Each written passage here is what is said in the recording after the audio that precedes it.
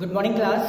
Last day we have discussed about exercise first C multiplication of integers और आज हम लोग डिस्कस करेंगे एक्सरसाइज फर्स्ट डी जो कि है डिवीजन ऑफ इंटीजर्स और इनकी प्रॉपर्टीज हम लोग पहले डिस्कस कर चुके हैं। आज हम लोग क्या करेंगे एक्सरसाइज फर्स्ट डी को डिस्कस करेंगे जो कि है आपका डिवीजन ऑफ इंटीजर्स। चलिए हम लोग डिस्कस करते हैं, देखते हैं। पहला क्वेश्चन है इवैल्यूएट। क्वेश्चन नंबर फर्स्ट आपको दिया इवैल्यूएट।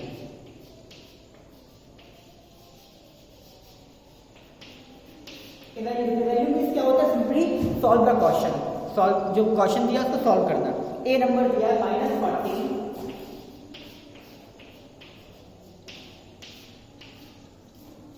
डिवाइड 5। ये क्वेश्चन दिया है आपको।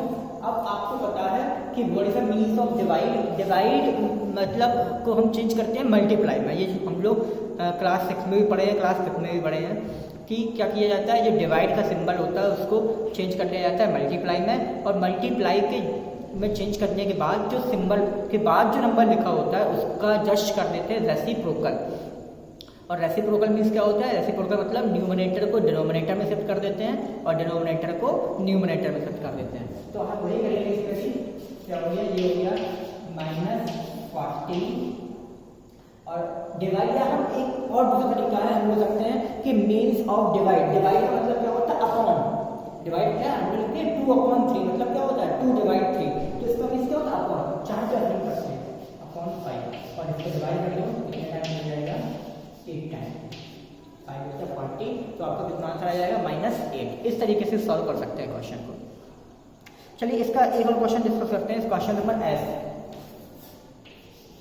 क्वेश्चन नंबर एफ डिस्कस करते हैं। लिखा हुआ है ब्रैकेट के अंदर लिखा है -46 डिवाइड, फिर है बिग ब्रैकेट -40 ब्रैकेट क्लोज +-6। ये ओवरऑल क्वेश्चन है और इसको हमें पूरा सॉल्व करना है। कैसे सॉल्व करेंगे? ये देखो, ये डिवाइड के पहले वाला टर्म है, डिवाइड के बाद वाला टर्म। तो पहले इस पूरे डिवाइड के बाद वाले टर्म को पहले इसको सॉल्व करते हैं। इसका माइनस आएगा और हमने ब्रैकेट कितना आएगा? -46 डिवाइड बिग ब्रैकेट, यहाँ स्मॉल ब्रैकेट आया कितना हो गया? -40 और प्लस माइनस क्या होता है? -6। चलिए अब इसको और सॉल्व किया, कितना हो गया? -46 डिवाइड। अब देखो 40 माइनस का है, 6 भी माइनस का है, तो माइनस माइनस होगा प्लस, तो 40 + 6 कितना हो जाएगा? 46 और वैल्यू कितनी आएगी? -3। हमें पता है डिवाइड मीन्स क्या होता है? अपॉन। लिखिए -46 अपॉन -46 माइनस से माइनस कैंसिल, 46 से 46 कैंसिल, आपका आंसर कितना आ जाएगा? 1। तो इस तरीके से क्वेश्चन नंबर एफ भी आपका सॉल्व हो जाएगा। करना क्या था? पहले आपने सिंपली स्मॉल ब्रैकेट सॉल्व किया, बिग ब्रैकेट सॉल्व किया और in place of divide we will write upon. ठीक है, उनको डिनोमिनेटर में लिख देंगे और उसके बाद उसको सिंप्लीफाई करेंगे, जितना कैंसिल हो रहा है लिख देंगे, बाकी जो बचा होगा वो आपका क्या हो जाएगा? आंसर हो जाएगा। एक और क्वेश्चन देखते हैं इसका। क्वेश्चन है question number H. Question number H क्या है देखते हैं। लिखा हुआ है ये कर्ली ब्रैकेट के अंदर लिखा हुआ है -16 + 12 कर्ली ब्रैकेट क्लोज डिवाइड -4 + 2। ये क्वेश्चन दिया है आपको। अब इसको हम सॉल्व करेंगे। सेम वही चीज डिवाइड है, ये पहला टर्म है, ये दूसरा टर्म है, दोनों टर्म्स को अलग अलग सॉल्व करो। फर्स्ट पॉइंट को अलग सॉल्व करो, सेकंड को अलग सॉल्व करो। सॉल्व करके देखते हैं। देखो पहले स्मॉल ब्रैकेट आया, क्या हो जाएगा? -16 + 12 डिवाइड। इसमें भी पहले क्या करेंगे? ब्रैकेट्स को हटाएंगे, स्मॉल ब्रैकेट को हटाया, क्या होगा? -4 + 2। चलिए अब आगे सॉल्व करते हैं, देखते हैं। तो होगा माइनस प्लस माइनस, तो 16 में से 12 जाएगा, कितना बचेगा? 4 और वैल्यू किसकी बड़ी है? माइनस की बड़ी है, तो लग जाएगा माइनस का सिंबल डिवाइड। अब देखो माइनस प्लस अगेन माइनस, तो 4 में से 2 जाएगा, कितना बचेगा? 2 और वैल्यू किसकी बड़ी है? माइनस की, तो माइनस बचेगा। और फिर अब क्या करेंगे? In place of divide we will write upon 2 will cancel the minus and 2 to the 4, then the answer will be 2. तो इस तरीके से आप क्वेश्चन नंबर फर्स्ट है इस तरीके से क्वेश्चन को सॉल्व करेंगे। तो क्वेश्चन नंबर फर्स्ट में है जे क्वेश्चन तक, तो आपको पूरा सॉल्व करना है उसको।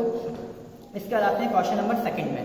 क्वेश्चन नंबर सेकंड में लिखा हुआ है verify that A divide B does not equal B divide A. आपको ये वेरीफाई करना है कि A divide B does not equal नहीं होता है बी डिवाइड ए। और ये बात बिल्कुल सही है, क्योंकि हम लोग ने जो प्रॉपर्टीज पढ़ी हैं उन प्रॉपर्टीज पे डिस्कस किया हुआ है हम लोगों ने कि डिवीजन में commutative property associative property of integer follow नहीं होता है। जब ये फॉलो नहीं होता है तो इसका मतलब डज नॉट इक्वल लगेगा। तो वही क्वेश्चन में कहा है कि ये इक्वल नहीं होते हैं, आप प्रूव करके दिखाओ। इसका मतलब क्या होगा? इसका मतलब ये होगा कि आपके LHS और आपके RHS के आंसर कैसे आएंगे? अलग अलग आएंगे। देखते हैं क्वेश्चन नंबर सेकंड। क्या वेरीफाई करना है आपको? A divide B does not equal B divide A। ये हमको वेरीफाई करना है, जिसमें वैल्यू ऑफ A दिया गया है A इक्वल टू -15, ठीक है, और B की वैल्यू दी है 3, B इक्वल टू 3 ये दिया गया है। इसको हमें सिंप्लीफाई करना है। चलो देखते हैं, वैल्यू करते हैं। -15 divide 3 equal to sorry does not equal 3 divide -15 ये आपको दिया गया है। बस अब क्या करेंगे, हम पता है कि डिवाइड मीन्स क्या होता है? अपॉन। तो -15 upon 3 does not equal 3 upon -15। अब देखो ये सॉल्व हो जाएगा कितने टाइम? 5 टाइम कैंसिल हो रहा है, ये भी 5 टाइम कैंसिल हो रहा है। तो इसका आंसर कितना आया? ये आया आपका -5 डज नॉट इक्वल -1/5। क्या ये इक्वल नहीं होते हैं? बिल्कुल सही बात है, इक्वल नहीं होते हैं। क्या हो जाएगा ये? वेरीफाइड। उसने ये बोला था कि A divide B does not equal B divide A। A divide B और B डिवाइड A दोनों इक्वल नहीं होते हैं। आप ये प्रूव करके दिखाओ। मैंने प्रूव करके दिखाया कि ये दोनों इक्वल नहीं होते हैं। तो इसी से question number B, C, D और है सेकंड क्वेश्चन में, आप उनको सॉल्व कर लीजिएगा। सेम यही पैटर्न पे यूज होंगे। आप A की वैल्यू पुट करिए, B की वैल्यू पुट करिए और डिवाइड को क्या लिख दीजिए? अपॉन में, और सॉल्व करके देखिएगा तो आपके LHS और RHS की वैल्यू क्या होंगी? अलग अलग होंगी, और वही आपका क्या हो जाएगा? वेरीफाइड। क्वेश्चन नंबर थर्ड पे आते हैं, लिखा हुआ है अब ये आपका दिया गया एसोसिएटिव प्रॉपर्टी। अभी यहाँ कितनी क्वांटिटीज थी? 2 क्वांटिटी। अब कितनी क्वांटिटीज आ जाएंगी? 3 क्वांटिटीज। और इसमें भी वही है, A, B और C की वैल्यू दी गई है और बोल रहे हैं कि वो वेरीफाई नहीं होगा, करके बताइए। देखते हैं।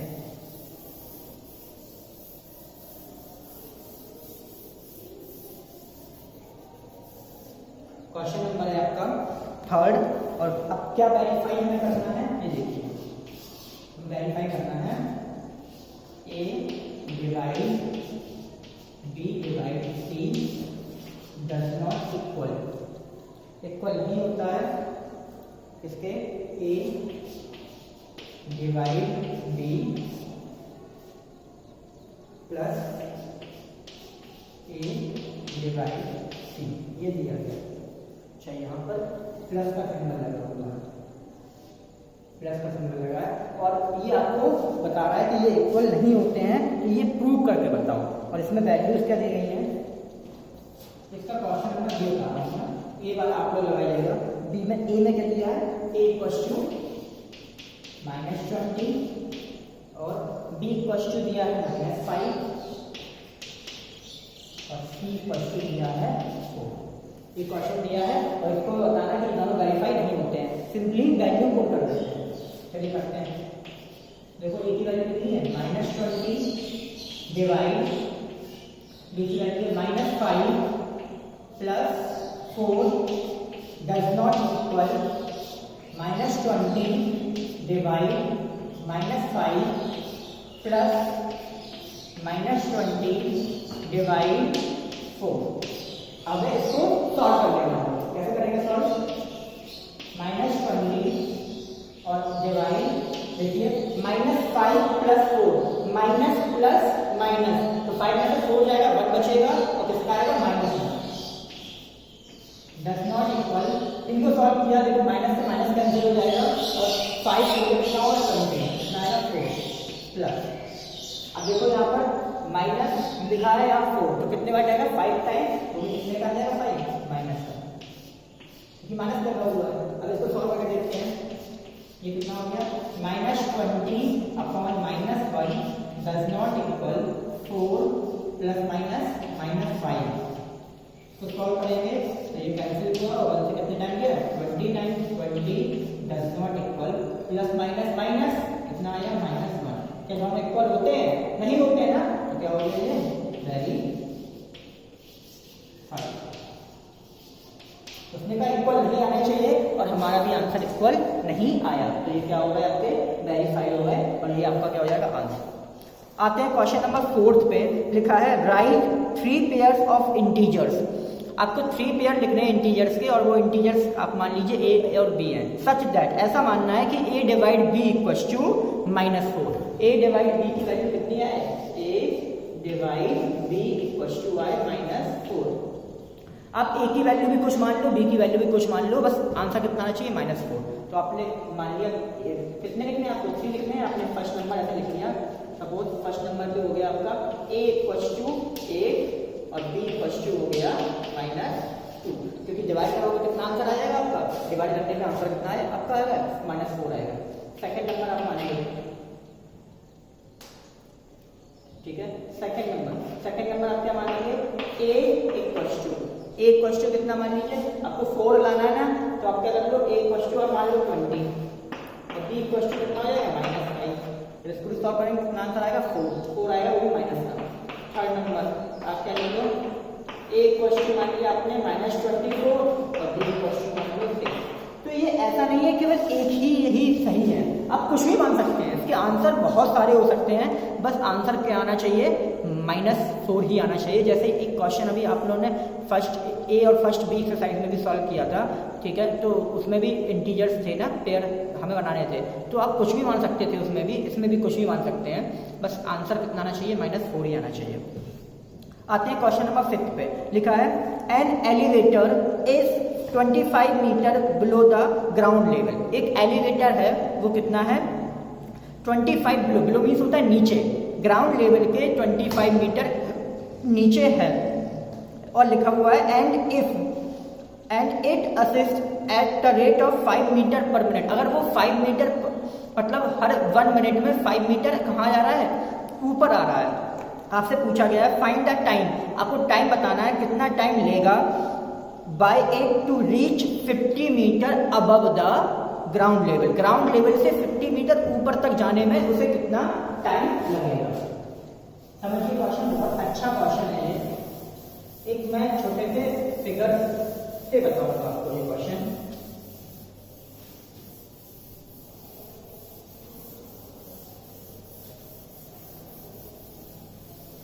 एक बार फिर समझिए क्वेश्चन क्या है, एक एलिवेटर है वो 25 मीटर नीचे है ग्राउंड लेवल के, ठीक है, और वो हर 1 मिनट में 5 मीटर ऊपर जा रहा है, ठीक है, और बोल रहे हैं कि ग्राउंड लेवल से 50 मीटर ऊपर तक पहुंचने में उसे कितना टाइम लगेगा।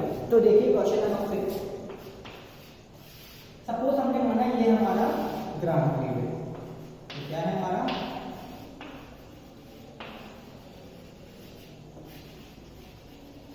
ग्राउंड लेवल, ठीक है, ये ग्राउंड लेवल है आपका और एक एलिवेटर है वो कहां पर है, तो सपोज यहाँ है, ठीक है, और यहाँ से यहाँ तक की डिस्टेंस है कितना है 25 मीटर, ठीक है, और ये क्या है आपका एलिवेटर,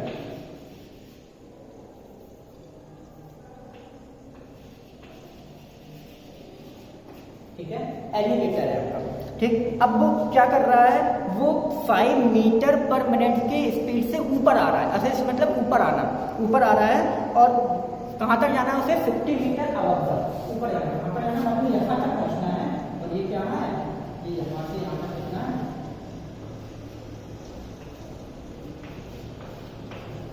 50 मीटर ऊपर तक जाना है। तो अभी कहाँ है फिलहाल में एलिवेटर, यहाँ एलिवेटर को कहाँ जाना है यहाँ तक, तो कितना डिस्टेंस कवर करेगा यहाँ से यहाँ तक, आप चेक करो यहाँ से यहाँ तक कितना डिस्टेंस कवर चेक करोगे, देखो 25 ये और 50 ये टोटल कितना होगा 75 75 मीटर ऊपर तक जाना है, ठीक है, 75 मीटर ऊपर तक जाना है। और वो क्या कर रहा है कि 1 मिनट में 5 मीटर ऊपर चढ़ रहा है, ठीक है। तो उसे कितना टाइम लगेगा to reach 50 metre above the ground level. कैसे सॉल्व करेंगे देखिए, ठीक है। आप लिखोगे in 1 minute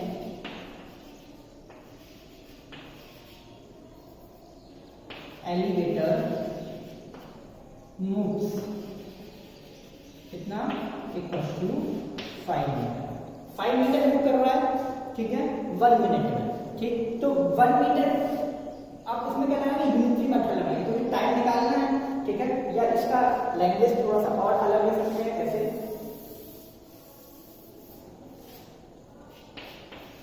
to move 5 metre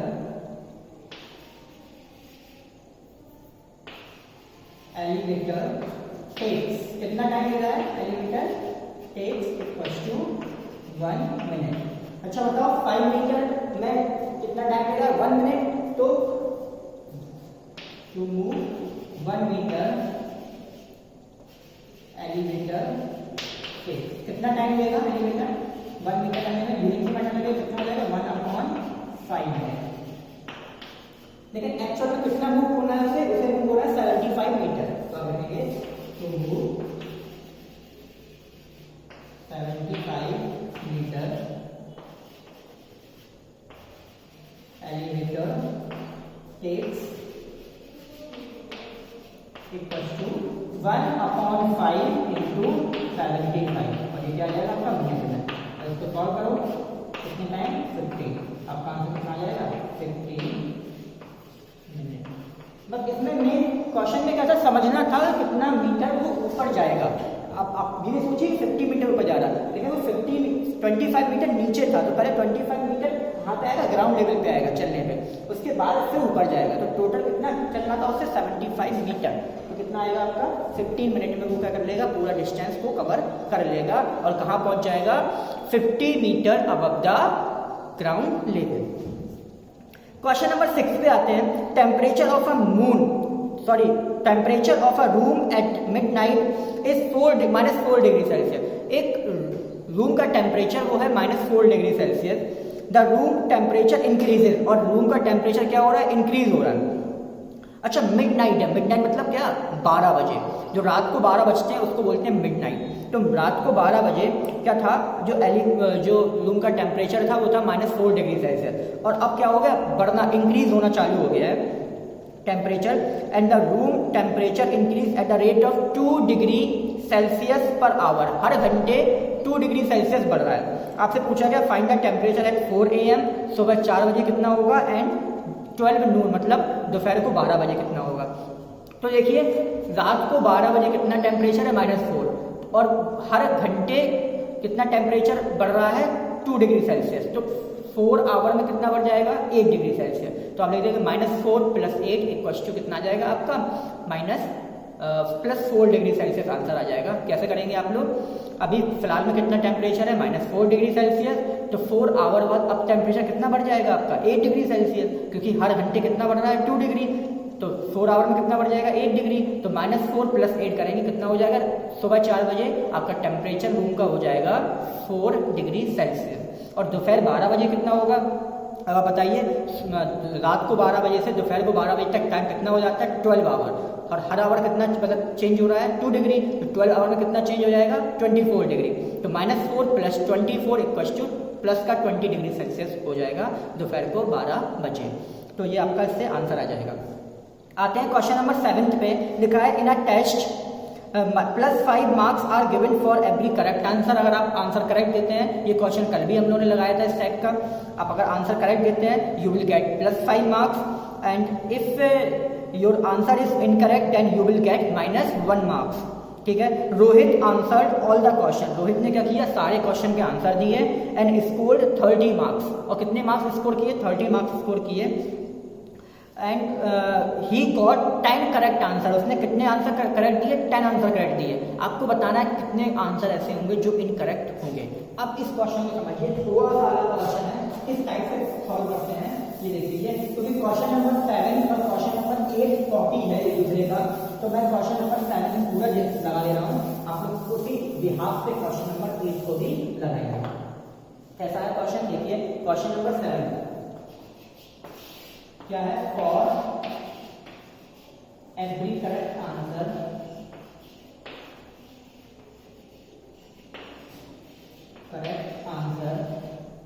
marks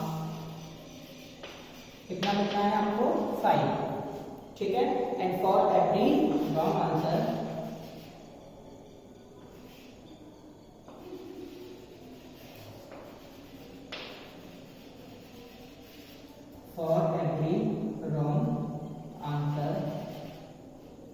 marks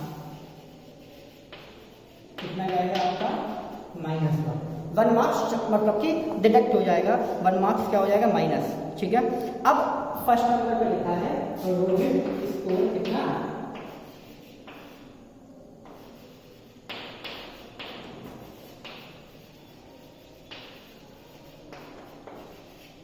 thirty marks. Total कितने मार्क्स आएंगे उसके 30, और उसके करेक्ट आंसर कितने हैं,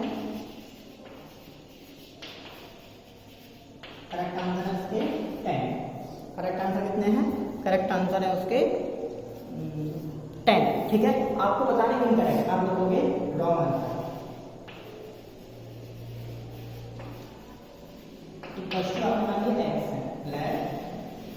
रॉन्ग आंसर कितने x। तो अब स्कोर कितना कब गेन करेगा, जब मार्क्स उसे मिलेंगे, करेक्ट आंसर के मार्क्स मिलेंगे और रॉन्ग आंसर के मार्क्स कम हो जाएंगे, तब मिला के कितना होगा उसका 30 मार्क्स।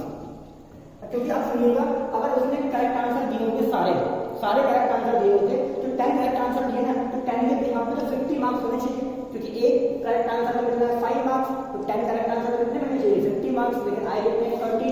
क्यों आए 30, क्योंकि कहीं ना कहीं क्वेश्चन के आंसर उसने कुछ रॉन्ग दिए।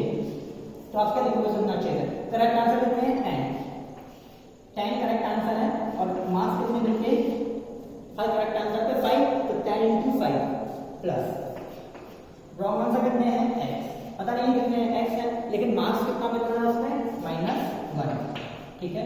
इक्वल्स टू इन दोनों का सम ही तो कितना है टोटल मार्क्स 30, और इसको सॉल्व करना है, आंसर आ जाएगा ये हो जाएगा 10 5 जाएगा 15, देखो plus minus x equals to 30। अब क्या करिए, इस माइनस में यहाँ लाइए, 30 में यहाँ लाइए, तो 50 - 30 इक्वल्स टू x, और x इक्वल्स टू कितना आएगा 20 आया, देन आपका आ जाएगा रॉन्ग आंसर कितने हो गए, रॉन्ग आंसर इक्वल्स टू 20 आपका आंसर है, ठीक है। इसका एक और पार्ट है, सेकंड पार्ट, वो क्या है, अब वो दिया है, वो लिखा है Joy also answered all the question, Joy ने भी सारे क्वेश्चन के आंसर दिए हैं, एंड स्कोर्ड -14 मार्क्स, मतलब इतने ज़्यादा क्वेश्चन रॉन्ग हुए इसके कि उसे टोटल कितना मिला -14 मार्क्स मिला, और and he got 8 question correct, 8 question correct है। तो आप लिखोगे जॉय स्कोर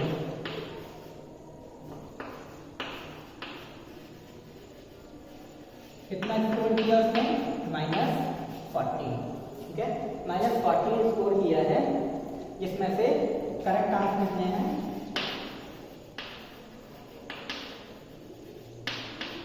करेक्ट आंसर है 8, तो टोटल करेक्ट आंसर कितने हैं 8, लेकिन स्कोर कितना किया है -14। अगर सारे के सारे करेक्ट आंसर होते तो कितना मार्क्स होता, 5 मुझे 40 मार्क्स होने चाहिए, तो लेकिन यहाँ तो -14 मार्क्स आए हैं, तो इसका मतलब बहुत सारे क्वेश्चन ऐसे हैं जो रॉन्ग हुए होंगे, और यहाँ रॉन्ग आंसर कितने हैं x, तो बस वही करो, करेक्ट आंसर कितने हैं 8, कितने मार्क्स मिलने चाहिए थे 8 × 5 प्लस रॉन्ग आंसर कितने हैं x, कितने मार्क्स मिलने चाहिए -1, एक क्वेश्चन कितने आए हैं टोटल -14। इसको सॉल्व करना है, देखो 8 5 का 40 plus minus x equal to -14। अब इसका करेंगे, इस 14 को यहाँ लाइए, -x इक्वल टू -14 और -14, माइनस प्लस कर दो, -x इक्वल टू कितना हो जाएगा, देखो 40 + 14 कितना हो जाएगा 30, आपका हो जाएगा 54, ठीक है, 54 हो जाएगा, और वो भी कितने का माइनस, और x इक्वल टू कैंसिल कर दो, x इक्वल टू कितना आ जाएगा 54, ठीक है। कितने आंसर हो जाएंगे इसके करेक्ट, इनकरेक्ट 54 आंसर हो जाएंगे। तो इस तरीके से ये क्वेश्चन हैं आपके क्वेश्चन नंबर 1 से लेके क्वेश्चन नंबर 8 तक। 8 वाला भी क्वेश्चन सेम है आपका, वो भी वही है, मार्क्स वाले क्वेश्चन हैं। तो आप लोग क्वेश्चन नंबर 1 से लेके क्वेश्चन नंबर 8 तक पूरा कंप्लीट करेंगे। आज का होमवर्क आपका यही है कि एक्सरसाइज नंबर 1D का क्वेश्चन नंबर 1 से लेके क्वेश्चन नंबर 8 तक कंप्लीट करना है। और याद रखिए आपका ये फर्स्ट चैप्टर जो था वो आज कंप्लीट हो चुका है। कल हम लोग चैप्टर नंबर 2 डिस्कस करेंगे जो कि है फ्रैक्शन। तो आज आप लोग पूरा का पूरा वर्क कर लीजिए जिससे कि कल हम लोग जो नया टॉपिक स्टार्ट करेंगे वो आपको अच्छे से समझ में आ जाए। तो आज के लिए इतना ही। Thank you class.